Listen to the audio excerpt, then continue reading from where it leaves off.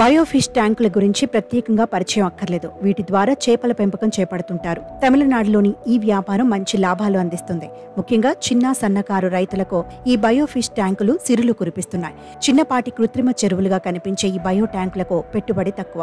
ఇక చేపల పెంపకంలో అనుభవం లేని వారు కూడా మత్స్యశాఖ వద్ద శిక్షణ పొంది ఈ వ్యాపారం ప్రారంభించవచ్చు. శిక్షణ తీసుకుని తక్కువ పెట్టుబడితో కొద్దిపాటి స్థలంలోనే బయోఫిష్ ట్యాంకులను ఏర్పాటు చేసుకోవచ్చు.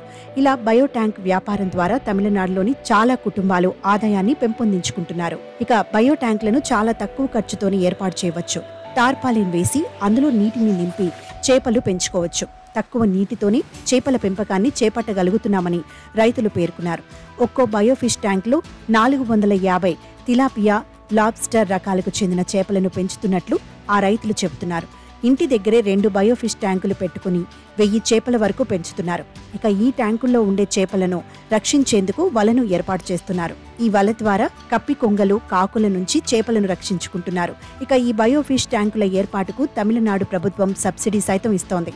మహిళలకు 60%, పురుషులకు 40% సబ్సిడీ అందిస్తోంది.